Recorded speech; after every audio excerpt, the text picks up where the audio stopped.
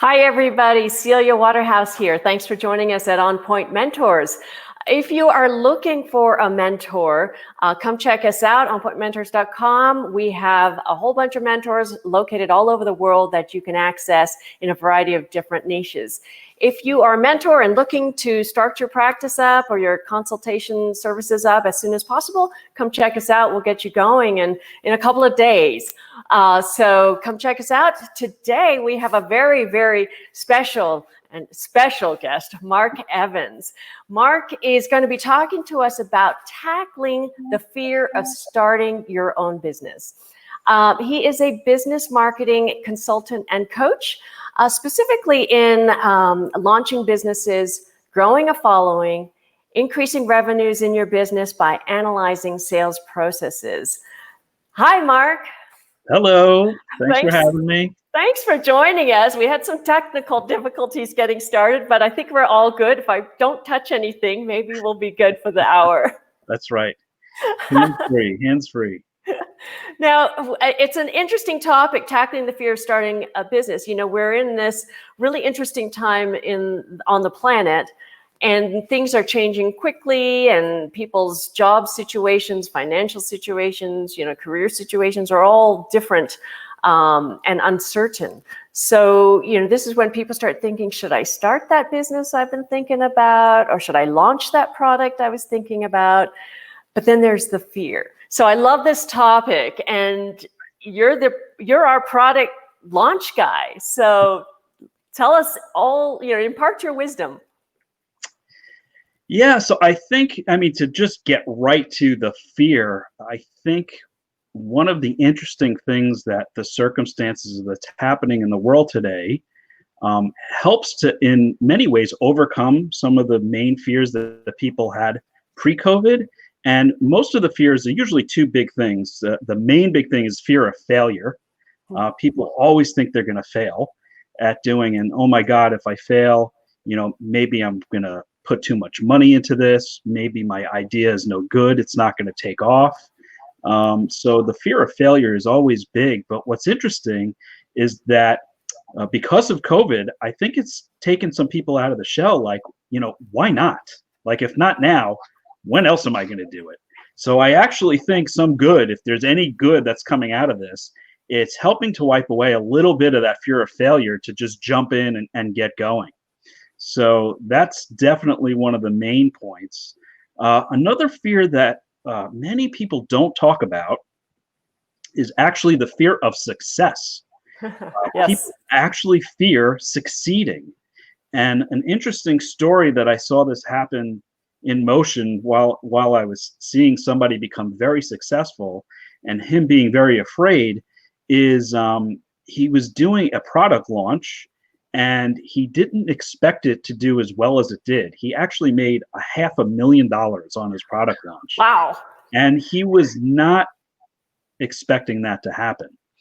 And the issue that happened after that success, which is a good problem to have, was all the other things that had happened in his business, his customer service, the fulfillment of the course that he was delivering. How does he fulfill it to all his new students? The customer service tickets that come in on all that. He then was faced with, wow, I think I have to grow my team. So all these issues that nobody thinks of beforehand of if they succeed was happening to him real time. And he started getting very fearful of continued success. He didn't want to launch his program again because he was like, what if I do this again? Wait, what if I do even better? Right? So these are all great problems to have, but it's actually a legitimate fear. And it's a good problem to have, but it's also another fear to get over because you are not going to have a successful business unless you run into these problems. These problems are good problems to have. And for me, my style is I like to deal with things as they come to me. I do like to plan for things ahead of time as much as I can, but I enjoy the fact that these problems might come up and like I might have a customer service issue. So, but that's just me that's my preference. Other people have different ways of looking at it, but those are the two biggest fears right now. But I think because of what's going on, a lot of these fears are being put aside a little bit, and like, why not now? You know, like, what, now's the time. If I'm ever going to do this, if I ever want to change the situation that I'm in right now, now's the time to do this. And you know, I was faced with this same situation about, I think it was 2009, when I got started in the online world. So I went from offline to online. I was in corporate America for about, I don't know, maybe 20 plus years. And I had enough of the rat race. But I was afraid to start an online business. So I get it, right? And what got me over the fear was the emotion of one word. And one word actually changed my mind. And the brief story that I tell about it is that I was at a conference where I was learning how to teach people how to do these projects online. I was first learning how to do it. I was trying to get my own clients to kind of make the transition from offline to online. And I was working full time. And when I was working full time, I was commuting an hour and a half each way to work every day. And I would get home at night. I have twins. They were 7 years old at the time. I would eat dinner with them. I would play with them for about an hour. And then I was trying to get clients until about 1 a.m. in the morning. And that was my life for about 2 years, trying to get this whole online business going. I didn't get my first client till about 6 months in. So it took a while, but being consistent is key. And I feel that a lot of people with the fear of failing, a lot of it goes with not being consistent enough with trying to get out of what you're in into the new venture that you're going to. So when I was at this conference, I was asked to speak on stage for only 5 minutes. It was a very quick presentation. And the presentation was about, how do you transition into this online world from being in the rat race of commuting every day and working a full-time job? Can you explain to the audience, you know, how you're doing the system of getting home and hanging out with your kids for an hour and then trying to find a client? So I spoke about it, and I said exactly what my process was. And it was a 5-minute talk. And when I got off stage, I immediately was swarmed by a lot of people at the presentation in the audience, and they were asking me questions about, you know, how I'm doing it. And that you know, was a little overwhelming, because I wasn't expecting to get, you know, so much reaction to what I was talking about, especially for just 5 minutes. But when I was walking out the door to walk out of the auditorium, one particular person, I wish I knew who he was, came up to me and said, "Mark, I just want to tell you, you inspired me. You inspired me to start my new business because of what it is that you're doing and what you explain. I am completely changing my outlook in the way I look at things and the way I'm going to start to now go on my new path with my business." Now, when he used that word inspire, that just pierced right through me. And, you know, I like to think of myself as a good husband, a good father. You know I've coached people, I've helped people, but hearing that word, that you've inspired somebody, is a word that's really piercing. And I have to say that interaction and that word has been my driving force for over 10 years now, by far. I always think of that story. It gets me every time I tell it. I've just got goosebumps, you know. So, inspiration is a huge driver. Yeah. It's big. It drives me to this day. I could tell that story over and over again, and it just doesn't get old for me at all. What I want to hear is the 5-minute presentation that inspired that guy. Yeah, it was really about just what I said about commuting an hour and a half and you know, getting home. And here's my process of trying to get clients. Like, I'm trying to build a following of people, and then I'm pitching my services to them. And there's a lot of no's, and a lot of people are not interested. And it took a while. It took 6 months. And I think to tie this back to, you know, the fear is that a lot of times we're not consistent enough. We drop what it is that we want to do too quickly and just brush it off as, you know what, it's not working, so I'm done. And I really think people need to be a little bit more consistent. I'm not trying to say that at some point it's not a good idea to, like, let it go and move on to the next thing. There is overkill for sure. but I think people stop a little too short, a little too often. And consistency is key doing it. And if I was not consistent for 6 months, I wouldn't have had my client. And that's the story I was talking about up on stage, was really about the consistency of what I was doing to get a client. And when I got my first client, it then started to snowball. Within a month had a second client, and then it just kept going and going, and I was able to transition. 2 years later, I was able to leave my full-time job and do this, for a living, and I've been doing it for 11 years since. So yeah, it totally paid off, but it was all about the word inspire, for sure. Well, people talk about, oh, you're an overnight success. Yeah, that took 10 years. Right. Exactly. Very few overnight successes, I bet. So tell me about your process of how do you take somebody from, an idea to launching and all the things in between, both emotionally and strategically. Right. Yeah. So if the word that got me into this whole thing was inspire, there's a new word that emerged over the past 10, 11 years about my process, and that's the word clarity. I found that the reason I work so well with people, and the reason why I'm able to get so many good results for the people that I work with, is because they understand in a very clear step-by-step process of what it is that they need to do. So, I've been coined the clarity guy. They like that I have a clarity map for them to figure out, what it is that they need to do. So clarity has been the word that I use throughout my process. And whenever there is confusion or overwhelm or obstacles in that process, I really have to bring it back around to the clarity part. Like, you need to understand the reason why it is that we're doing what we're doing, and why we're going through the step by step to get to where we're going.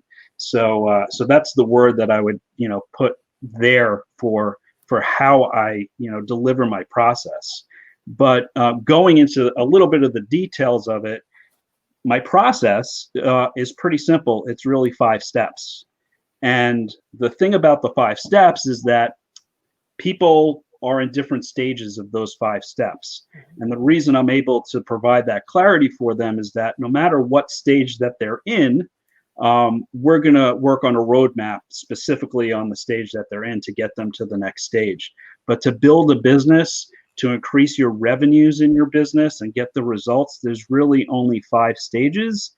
And they're, number one, it's making sure you pick the market that you are going after. And there needs to be some time spent to do that. And I could talk a little bit about that. Number 2 is to have an offer to that market. If we're not selling them something, then we're not going anywhere. So we have to create an offer, and what that looks like, and the psychology behind the offer. It's not just about selling your widget or your service, but there's more to it, and making sure it matches the market that you're targeting. Number 3, which actually comes after creating the offer, is traffic. How do we get people to actually look at this offer? What ways can we get traffic and continuous traffic so we can make this offer to that market? Number 4 is sales and the sales process. So once we know traffic is coming, once we know we have an offer to a market to make, let's work on the processes to make it even better, right? So we can do more of it and increase the value of what we're doing through different sales processes. And then the final thing is a value ladder. And a value ladder is simply, all right, you have your product or service. What comes next, right? You have a customer now, and let's take them through a journey with you, so it's not just a one-time purchase. Right. They might have bought something from you for $100. Can you now offer them something for $1,000 or maybe $10,000? So there's a value ladder that you go after to really keep that customer engaged, because once you have a customer, the chances of them buying from you again increase about 15 times than a prospect who's never bought from you in the first place. So it's worthwhile to develop that value ladder to keep that customer and increase your revenue for your business. So It's really working on those 5 steps. And, all businesses are in different stages there, and they need different parts of those 5 steps tweaked. And that's the clarity map that I work on with them. Can you give me some examples for each of the steps, maybe, of some stumbling blocks, some typical stumbling blocks that people might have in each one of the steps, and then how you help them overcome those stumbling blocks? Sure. So in stage 1, picking your market, there's really only 3 markets that you should think of. Only 3. Only 3. Only 3. It's a variety of these 3. Okay. And the 3 is something to do with wealth. Okay. Number 2, the market is something to do with health. And number 3 is something to do with relationships. Those are the 3 big money-making markets. Now, if you think of those 3, there are thousands of varieties in each one. So for the wealth market, there's finance, there's sales, there's investing, there's real estate. You can think of all the different things that revolve around the wealth market, but that's the main topic, is wealth, and then the other ones are the sub markets that are in there. For health, there could be things like the diet market, the nutrition market, the weight loss market, the training market. Right? When I'm saying these things, you can clearly see, like, there's a lot of money in all these areas, but it's all under the big market of health, right? And then finally, for relationships, you have love and dating advice and marriage advice, and all those things that revolve around relationships are definitely big businesses. So the obstacle and the thing that people need to think about when they're dealing with one of these 3 subjects, markets, is, okay, which market am I in? Which sub-market do I want to, get further involved in? But then here's the key. You need a differentiator. You need a market dominating position, we call it, that makes you different to stand out. As an example, if I was in the real estate market, if I taught people how to flip houses on eBay, that's a market that is sub-niched. It's niched down, right? Mm-hmm. So I'm in the big market of wealth. I'm in the sub-market of real estate, but teaching people to flip houses on eBay is something that's really niched down to just you and who you are, and is a market differentiator. And so the idea is for you to figure out what would be your differentiator to make you different, and then come up with kind of like, it's easy to say like a tagline, but it's almost like your 30-second elevator pitch that people know exactly what you do in that submarket pretty quickly. And you could think of like Domino's. What was Domino's? I think fresh hot pizza delivered in 30 minutes or less, or it's free. Right?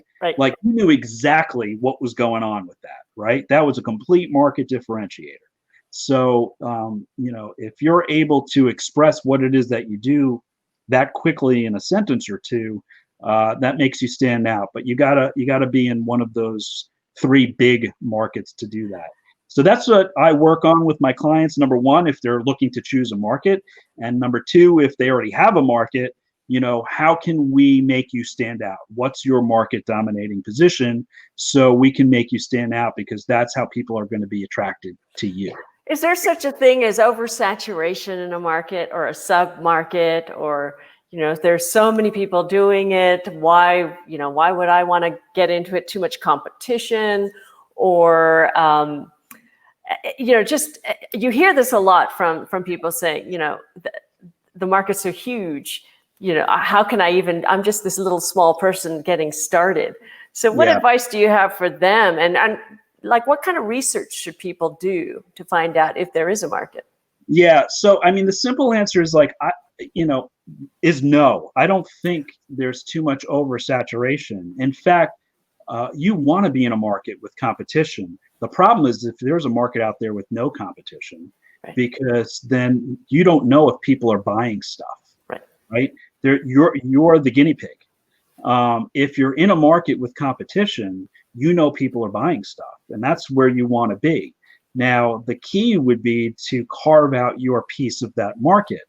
And people think because you're involved in a market that has so many other people in it, that everybody's, doing their own thing in it, that there's not enough money for you. But the fact is that you only need a small piece of that market, right? You need your following. You need your tribe in that market. So people might like the fact that we're selling real estate and we're doing our own little way of doing it. And there's maybe 3, 5, 10 other people doing it, but they might like the way Celia teaches it as opposed to the way Marc teaches it. And I can understand, I'm more clear with the clarity thing with the way Marc is saying it than with some of the other people. And it's all okay, because there's enough room in that market for everybody to make money, that if Marc is getting that following or Celia is getting that following, it doesn't really matter. And in fact, what I would even push you further to do is, when we get to talking about traffic, is that you actually want to partner with who you think are your competitors to work together to optimize on more traffic. So you both, or the 10 of you, can all collaborate in getting a market share. So competition is actually good. Competition is good. So we need to think about these things from a different perspective, I think. From a synergetic perspective. Yeah, for sure. For sure. Okay, Yeah. so the next stumbling block. Yeah, so the next one is creating an offer. And when you use the word offer, it's like, okay, what am I going to sell to my market? And usually it's a product or a service. Those are the big things. Do I have a product that I'm selling to my market? Do I have a service that I'm selling to it? Which is important to come up with what that is going to be, for sure. But there's something that's even more important. And here's the stumbling block. People get so caught up in their product or service that when they go to sell it, they really think that that's what it is that they're selling, their product or service, and it's not. What you're selling is what that product or service is going to do for the person who's buying it. And the word to use there is transformation. How is that product or service going to transform you? And if you think about before and after, if you are in a state before that product or service comes into your life, and then you use that product, you take that service or go through the process of that service, where are you going to be after it's done? What is it going to do for you after you use it or go through a process? And that's a transformation. And that's what needs to be sold. That's what needs to be marketed. You need to talk about the transformation, what this product or service is going to do for you, and not about the physical widget or the actual service. And that's a stumbling block that a lot of people get stuck with, because if you can convey what it's going to do for somebody, people are buying on emotion. And if you can explain to them how it's going to change them in a way that's going to better their life, that emotion speaks to them, and that's when they're going to buy. So we work on the offer to come up with what that transformation is going to be. So kind of like a weight loss program. It's not the weight loss program. It's you start off here and you end up with the six-pack abs and and a love life. Yeah, it's even more than that, because so that's a physical attribute, right? You're showing the six-pack abs, but to take it even a step further, what is it going to do for you when you have the six-pack abs? Like, what is it going to do for your life? Like, how are you now going to act when you're, having conversations with your family, your coworkers, people like that? Like, what is it going to do for you emotionally from a self-esteem, perspective, because you have those six-pack abs? Like, yeah, they look great, but how are you going to feel? Like, how do you now carry yourself in life? Right. Because you have those six-pack abs, right? How are you now going to stay healthy because you see that this really works? That's what the transformation's about. It's not necessarily like, hey, here's the before and after picture of losing the 30, 40, 50 pounds, but it's the emotional, what is it doing for me in my life and how much healthier I am now because this happened to me. Right. So people really have to dive down deep in the psychology of Absolutely. not just their target market or their avatar, as we say, but really within themselves. What's their why? What are they doing? What do they hope to achieve? And Yeah, who do they want to inspire? Right. for sure. Yeah. So where am I on? Number 3? Number 3. All right. Number 3 is traffic. Oh, I love traffic. So traffic is really getting eyeballs to that offer. Like, who's coming, where are they coming from, right? And there's really only 3 ways to get traffic. There's free traffic, right? There's paid traffic, and there's joint venture traffic. So free traffic is also known as like organic traffic, and that's simply like the Google searches, right? Somebody has a problem, they do a Google search, and there you are. You're right there on the first page. They click on it, and you have the solution, and they're going to go buy from you. So you're trying to get up the search ranks, and people are going to find you. Also, a lot of people put out content on YouTube and Instagram and Facebook, and people are clicking on links and they're finding out where you are because you wrote a blog post or an article or you created a video. This is all organic traffic that's all over the internet. And it's really the best traffic to get because it's warm traffic. And warm meaning that people were searching for you. You showed up as the solution. And so I am now going to potentially buy from you more likely because you came up. The problem and the downside to organic and free traffic is that it takes a while for that to build up. You can't just get to the top of the search engines overnight. It's a process to do, but it's a process worth doing over time because it's the best type of traffic to get. The second type is paid traffic, and paid traffic is much quicker. You can think of YouTube paid ads, Google AdWords, Facebook ads. These are all quick types of ads that you can put in front of the market that we're talking about and say, hey, go check me out, see if you like my stuff, and potentially buy. So you're able to get eyeballs in front of that very quickly. So that's the advantage. The disadvantage is that this is cold traffic. Nobody was looking for you. You're interrupting somebody with your ad, and maybe they're interested, maybe they're not, but they have no idea who you are. You have to kind of, take some time for them to get to know you. Some of these people will convert, but not as much as warm traffic. So and also you have to have a budget for paid traffic, of course. Right. So yes, the traffic comes in quick. You can build a following pretty quick, but it's a colder source of traffic. And then my favorite type of traffic is joint venture traffic. And that can be free or paid, but mostly I like to talk about it as a free type of situation. And that's where you're sharing traffic with other people that already have lists. They already have traffic coming in, right? So you're really borrowing their traffic. And what they're doing is they're introducing you to their list of people, right? So let's say you do an interview like this, and that expert sends it out to their list saying, hey, I did this great interview with Mark. You should go check it out. They're going to click on that link, and then maybe there's some type of giveaway or an opt-in form where they can opt into my list. And now I'm starting to build some traffic and some eyeballs off of that, what we call authority transfer from somebody recommending you to me, right? And that's the best type of traffic because it's warm traffic. You're being introduced. Right?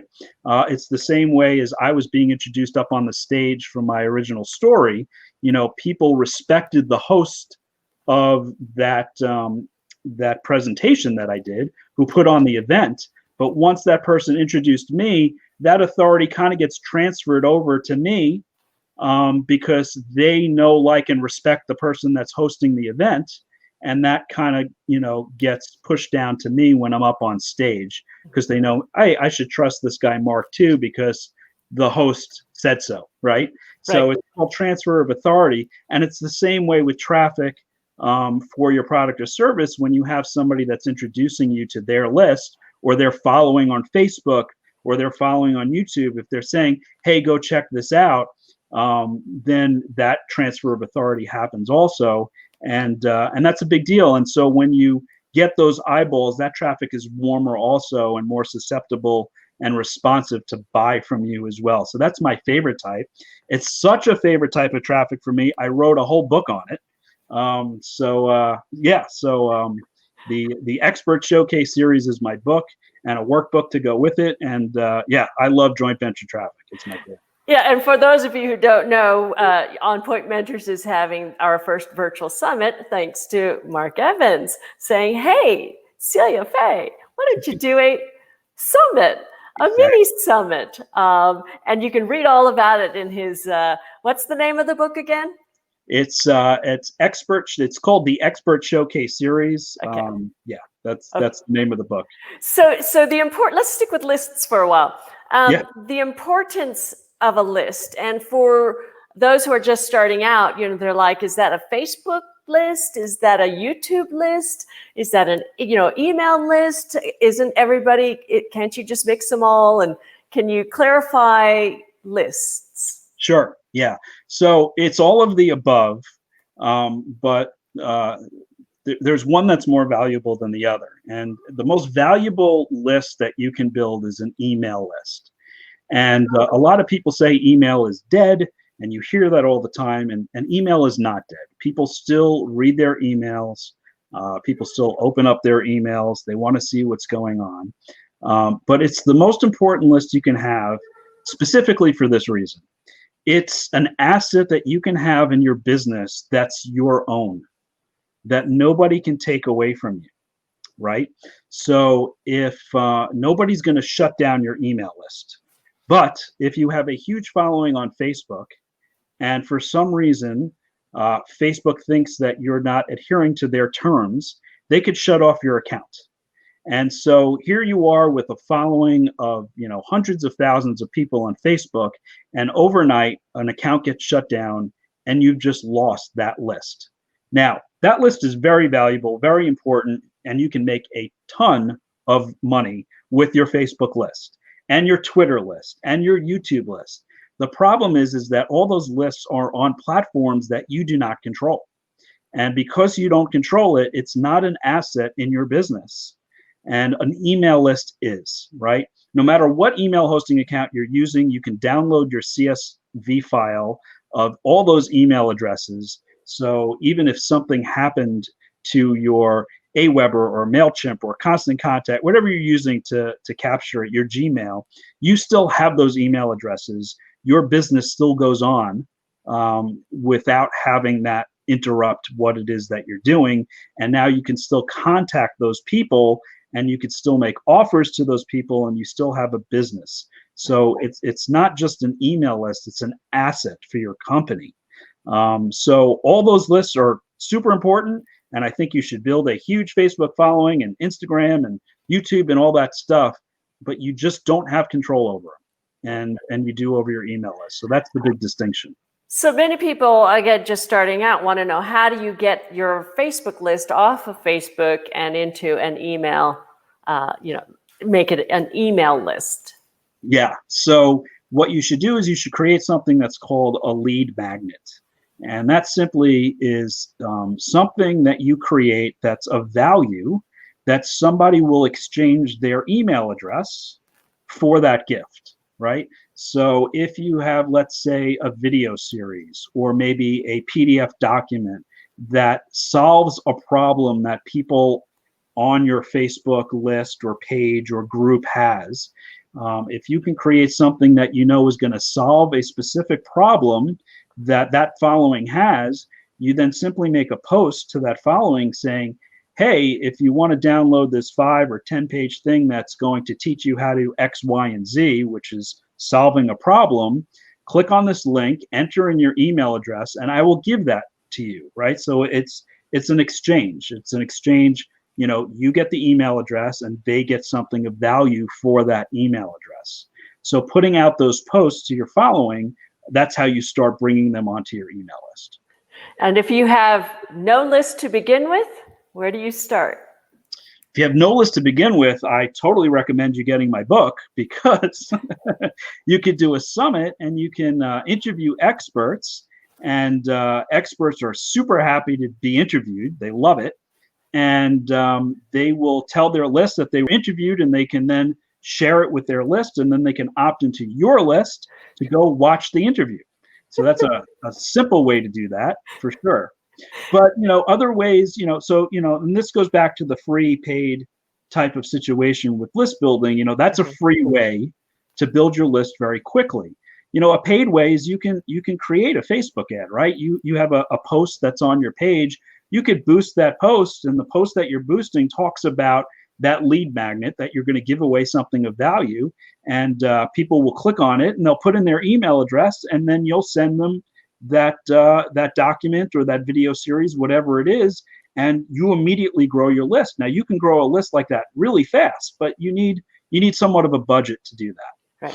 Right. Is there such a thing as list incongruity? Because coaches out there, I'd love to do a joint venture with Tony Robbins, but Tony Robbins doesn't want to have anything to do with me because I have 5 people on my list, for example. Yes. So yeah, that definitely happens. The thing is that you don't need the size of the list doesn't matter. It really doesn't. It's the context of the list, and it's the people on your list. So there are people that have a list size of 100,000 people, but if you have the wrong people on your list, right? Even if you got Tony Robbins to agree to mail for you, and you all of a sudden got 10,000 people on your list from Tony Robbins mailing, if what it is that you're selling to them has to do nothing with personal development, right? Then those 10,000 people mean nothing, right? So you don't have to target the big names. You just have to target other people that have followings in your market.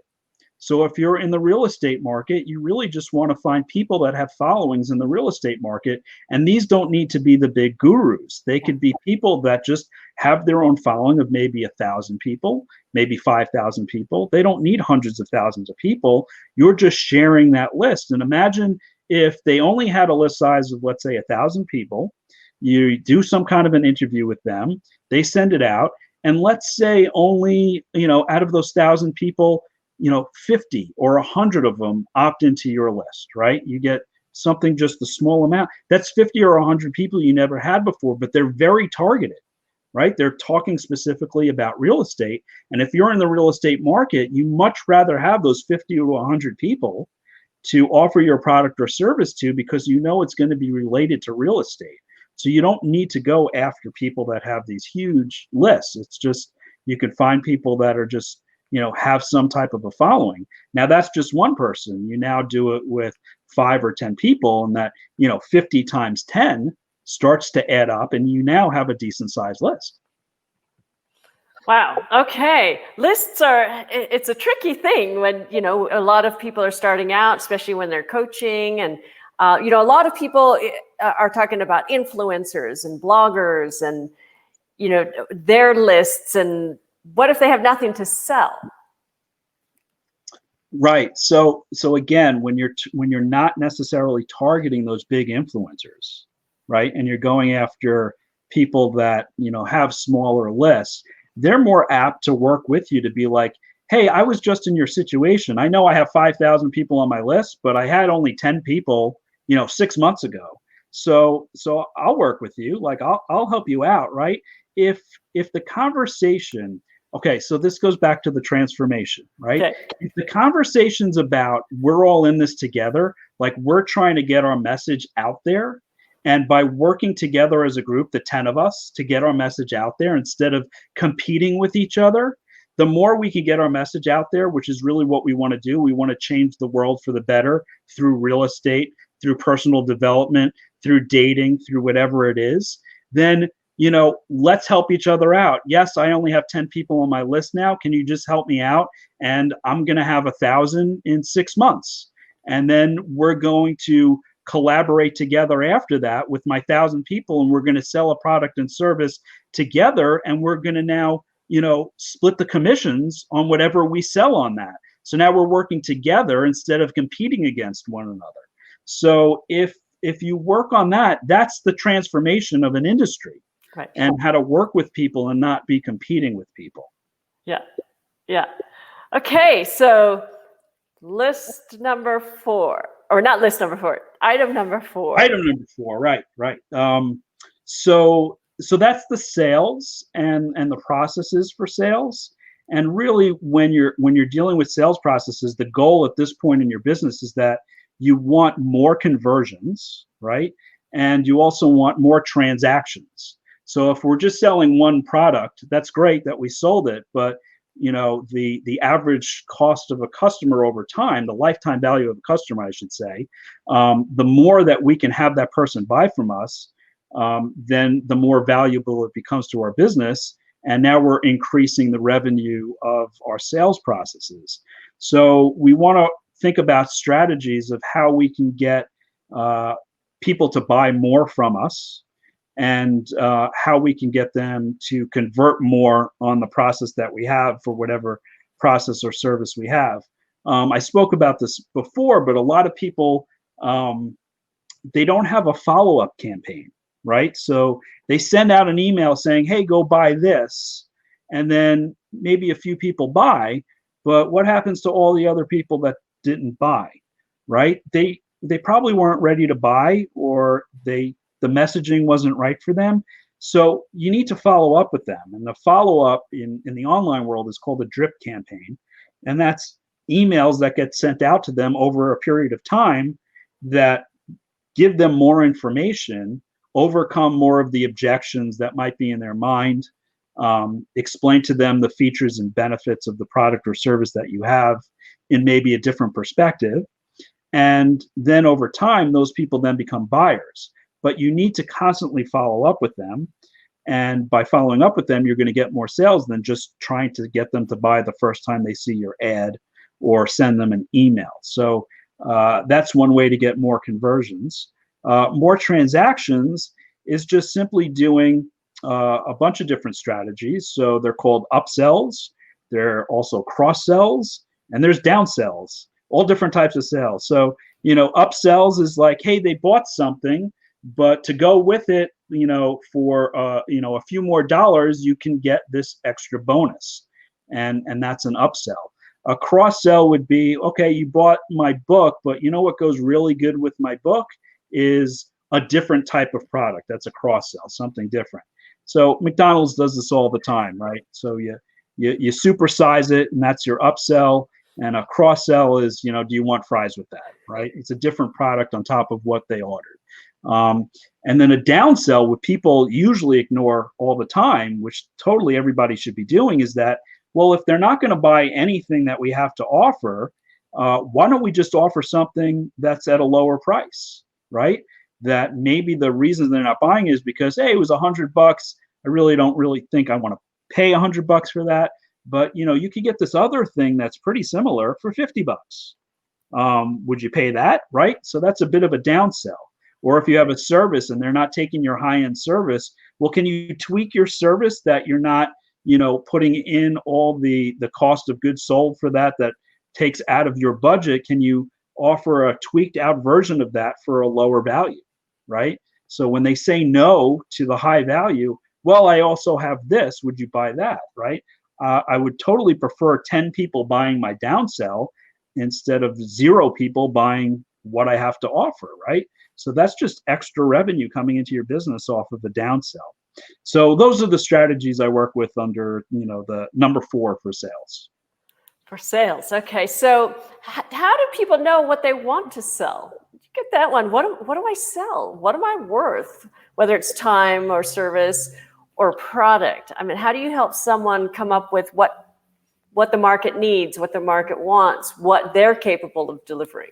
Right. So once you start building a following, whether it's on Facebook or your email list, whatever, platform that you're going to use, you want to survey them, right? You want to ask them what it is, what are their struggles? What are the problems that they're having? And the survey shouldn't be this hour-long, 10-page survey to go get every little demographic detail out of each person that's on your list. it really should be a quick 2 to 3 question survey that somebody can fill out in 2 to 3 minutes, right? And you just want to make sure one of those questions is an open-ended question that allows them to kind of, tell you how they feel, right? Tell you exactly what it is and what their struggles are and what their problems are and what their objections to these things are in that market, so that they can write it out in full words, tell you a story about it, because that's the goal. That's the data that you want to capture. And once you start getting the data from those quick surveys, that will lead you into a direction of what you should offer to that market first. Right. Yeah. Okay, so number 5. Number 5. So a value ladder. Value ladder is super important because you don't want to just stop at your product or service right then and there. Let's build out a business and let's get people going through a customer journey with our company over time. And so an example of this in my kind of world, in the marketing world, is that maybe somebody is selling a book, right? So they read the book. Well, after they're done reading the book, what is it that now customer, and that's a customer, somebody who bought your book is a customer. It's a low end, sale. What is it next that we can, take them through this journey in our life with? And the next level would be, well, maybe they would take a course from us on the learnings from this book, right? And maybe that course is $497, $997, $2,000, something like that, right? It's the next level up where they might want to continue the journey with us and get a more in-depth of what it is that person is offering by going through a course. And so what happens after the course, right? They're done with the course. They've gotten great results. They've gotten a transformation like we talked about. What can we do for them next? Well, maybe we can offer them some type of coaching, right? Maybe they want to grow their business to the next level, and maybe we can offer a high-end coaching program. Maybe it's a $5,000 program or a $10,000 program, something like that, where we can really start working with them on a more individual basis and get them even more results than what they got from the book, from the course, and now coaching, right? And another level you could go after that is a lot of people, start forming mastermind groups. So we're now taking all like-minded people together and bringing them into a group where they meet live in person or now virtually, and they exchange different business ideas with each other, different marketing ideas with each other. And because those ideas are being exchanged from like-minded people in all different industries, people are now taking something from the real estate industry and they're putting it into the relationship industry. And they're just getting a ton of value and forming new joint venture partnerships with those people. And those programs are usually high-end type of programs also. So this is a value ladder, right? Book, course, coaching program, mastermind, and that's what the value ladder is really all about. And you want to walk your customer through a journey over time, so they stick with you and they buy from you over and over again, and it becomes profitable for you, but extremely valuable for them as well, because they're growing, their knowledge or their business, whatever it is that you're selling, through that process. Now, I wanted you to walk us through in detail some of these 5 steps, because as we can all tell, there's a lot involved. And I think a lot of that, there's so many moving parts. There's the main topic and the subtopic and the subtopics, just like the on item number 1, the different industries, that trying to figure out what to do next is, I think, the largest stumbling block and probably the biggest cause of fear to get people started. Would you agree? Yeah, for sure. Each one of these steps have its own set of fear. Right. There's no doubt. Right. And that's when, and also people and their businesses are in, I'm going to call them a stage now, one of these 5 stages where, they might already have the market, they might already have the product or service, but now they're looking to get traffic, right? So it's like, okay, we're in the traffic stage here. What is it that we need to do and figure out? What are the obstacles you're running into? Well, one of the obstacles and the fear that they have is like, well, I'm spending too much money on Facebook ads, right? And I'm not getting enough leads. Like, what can I do? So like, the fear is I don't want to spend any more money, right? So this happens in each stage that we have these different, roadblocks or obstacles and fears that are happening. And the idea is to come up with strategies that make sense for each person to kind of move it along and get to the next stage. And it's not just the small business. I mean, the large businesses have the same stumbling blocks going through. It's just at a larger scale, right? Yeah, the large businesses, they have their own set of obstacles. And most of the times with the large businesses is things like overwhelm or being wrapped up in too many different projects that we're not spending enough time focusing on what can get us to the next level, because we're putting out so many fires in our big business that we're not paying attention to what has been working, and let's make sure we do it again. I mean, a quick exercise that anybody should be doing in a bigger business is that, look over the past 12 months, what was your biggest revenue month in the past 12 months? And so let's say it was April. Well, what did you do in April that made you more money than any other month? Okay, well, I made, $100,000 in April, which was much more than any other month. Well, what were you doing? Well, we ran this campaign in April and it did. Well, run it again now, right? But the problem is with these big companies is that they're on to the next project. So they're not thinking about the campaign that they might have ran in April, or maybe they are, but they're not paying enough attention to it that they really should focus on running it again. And not only running it again, what can we do this time that we run it again that we can make more than $100,000? Let's try to make $200,000 this time, right? And really make it part of their business strategy to focus on that. So they're just too overwhelmed with everything, and they're putting out all these fires. But when you really sit and focus on what's bringing in the money, then you just make some small tweaks. You can really double or triple your revenue quite quickly in those companies. Right. Now, I know when we had our a little conversation earlier for the summit, where you're talking about how you help your clients manage their emotions, in this chaotic world that we're in right now, and you talked about shiny objects, the shiny object syndrome. And do you want to talk a little bit about that? Yeah, I think especially now because of COVID, everybody is just buying everything online, right?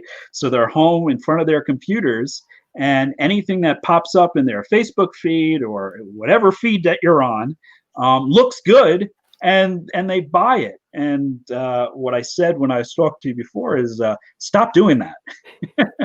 Stop buying the shiny object, because people think that is going to be the solution to whatever struggle that they have right now. And that because it popped up in their feed, like, man, if I get this is really going to be the thing that solves all my problems. And it just isn't. It's just going to probably add to whatever overwhelm you already have going on in your mind. So you really should not do that. Now, I say that with, there's the other side of the coin. And the other side of the coin is like, look, if you're doing something specifically in your business, and I think I use the example of, let's say you're growing your team in your business and you're trying to figure out some project management software that your team could use that makes sense for what your team is doing right now. And then all of a sudden, an ad pops up for, I'm forgetting all the project management tools. I think there's one called Monday, and there's Basecamp, and there's a bunch of them. But let's say an ad for one of these products comes up in your feed, and you're like, oh my God, this is exactly what we need right now. And you go and buy that. That's not, to me, that's not buying the next shiny object. That's buying something very strategic for your business, because that's what your business is focused in on right now. So it makes sense to make a purchase like that, because that's what your business needs. So the advice is that, buy the shiny object if it's something specific to what your business is working on now to help your business grow to the next level. But not everything that pops up on your feed, it's just not going to be the solution. Right. So with product launches, you've helped quite a number of coaches and other businesses go through a product launch. Is there such a thing as an easy product launch versus a hard one? Well, there's a type of launch that's easier than others, and that's called a seed launch. And a seed launch is really when you're just testing out your product or service, right, and seeing if people are going to buy, right? So you don't have to put together an elaborate campaign to do a seed launch. What we simply want to do is just say, hey, here's the offer, here's the transformation, right? Here's your opportunity. Here's the transformation that this product or service is going to do, and here's how you're going to feel after you go through it. If you're interested, click on this link and go check out a video I made about it. And then when the video's done, they're going to go decide whether they want to buy it or not, right? So you're not doing some long campaign, some long launch campaign to do this. You just want to see if there's going to be people that take out their credit cards and actually want to buy that product or service. Right. Now, there's two outcomes that happen when you do that, and both of them are good outcomes. And you're going to be surprised at what I say. The first good outcome is that people buy it, right? And you're like, oh, good, I'm onto something here. I'm proving my concept, right? So now I could take this to the next level and develop this type of product or service. The other good outcome that comes out of it is if nobody buys it, right? And you're like, what are you talking about? If nobody buys my product or services, that's good. And I'm here to tell you, yes, that's in fact fantastic, because now you know that you haven't wasted months and years of your time building out a website, putting together all these fancy pages and fancy photographs and videos. And, a year later, when somebody says, oh my God, I built this whole website out, I made an offer for this product or service and nobody bought it. And they just tell me they spent a year doing it. Well, you're going to find out in 30 days that nobody bought it, right? And then the offer is wrong. I gotta pivot and try again with a different offer, or maybe it is a different product or service, but it very quickly. And the time and energy that you're going to save doing that is just as good as the people that actually get sales from it. And the other reason why seed launches are, one of my favorite type of launches to do, because they're so quick, you also don't need to develop the course or the delivery of it on the other end. You can actually do it. You can create it as you go, right? You can tell people, hey, get on a call with me and we're going to go over part one of this process. And you're going to get on a call like this or a Zoom call or something, and you're going to educate people on the process. You're going to answer their questions and objections that they have, and you're going to record it all. And you're going to do the same thing maybe over the next 5 weeks with 5 different topics about that product or service that you ended up selling to them. And you're recording all of this. And by recording all of it, guess what? You now have 5 modules for those 5 weeks that you just created the content as you did it, right? And then you can make it fancy and put in, PDF and worksheet downloads and make videos that go with it that, look and feel nice and all that good stuff. But by then, that you have something there to grow and build on, but you don't have to do that to get started. Right. And how do you help people? Because you're spitting out all this great information, and I can just feel people thinking, oh, how do I handle the tech stuff? Right. How do you get people past the tech fear? Yeah, that one's a tricky one, because a lot of the shiny objects people buy, they're fine with until they get to the tech point, and then they're like, forget it. I can't do that. I give up.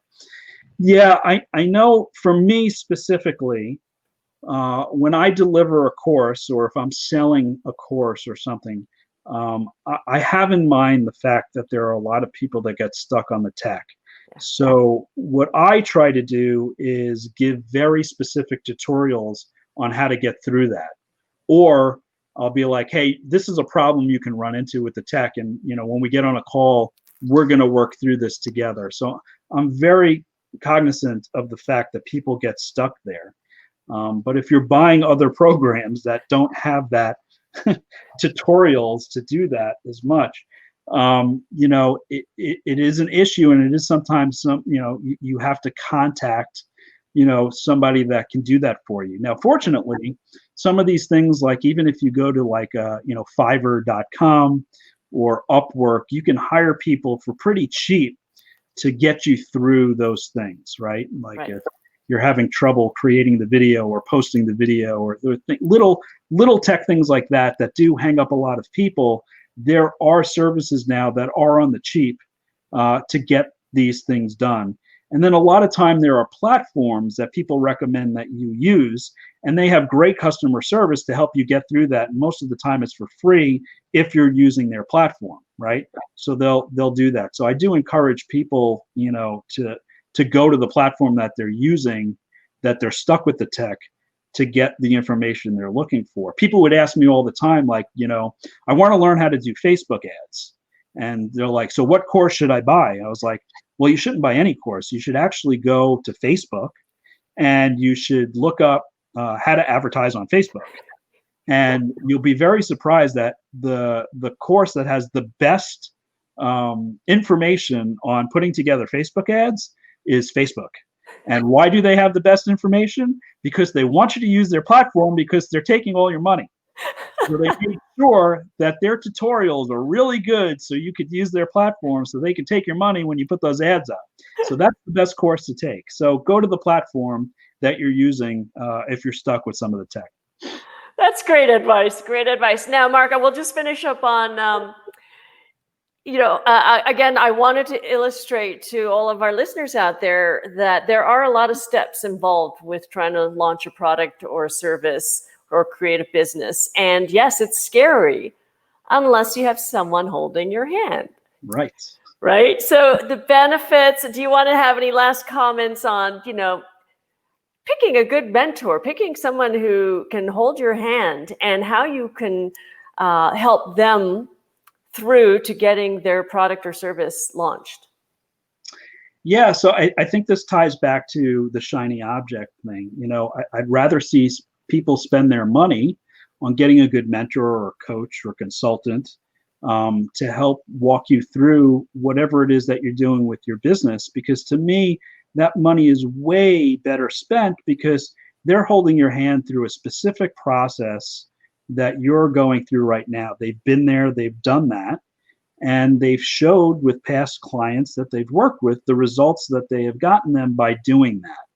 And to me, that's money well worth it, compared to, let me get a course, learn it on my own, let me try it, let me get stuck on the tech, right? If you have a coach or mentor to speak with and get you through that obstacle of getting stuck with the tech, it's way more worth the money than buying, these courses. So yeah, I'm a big fan. People who are coaches like myself, we need coaches also, right? So coaches get coached. So a good portion of revenues that my company makes in a given year goes towards getting coached, right? I will get coached by other people because there are definitely things that I don't know that I'm not utilizing in my business. Also for me, and this happens to a lot of people, this is an interesting one. I find that I'm very good at helping other people get through their obstacles and roadblocks and teaching them how to launch a business and how to grow a business. But when I'm doing it for myself, I forget everything I know, right? How many people fall into that? They're like experts at what they do. And then when they go do it for themselves, all of a sudden they have no idea what to do. So I find this a very interesting phenomenon, and I need to get to the bottom of it. But I'm very good at working with other people and explaining exactly what they need to do to get it done. But when I do it for myself, I have no idea. So you know what? I need to hire somebody to tell me back what it is that I do. Maybe you should create a course and listen to your own course. Hey, it's an age-old problem, right? The shoemaker's kids have no shoes. Yeah. I'm a veterinarian. My dogs are always a mess. Right. Exactly. There you go. Right? Exactly. Right. So, You're a veterinarian and you don't know how to treat your dogs. well, I know how to treat them. I just kind of, we kind of overlook it and like, Right. they'll be okay. They'll be fine. Right. But Marc, thank you so much for joining us. And I hope everybody got a lot out of that on, just you can get over the fear of starting or launching your business by having a good coach. Absolutely. Thanks for joining us, Marc. Thank you.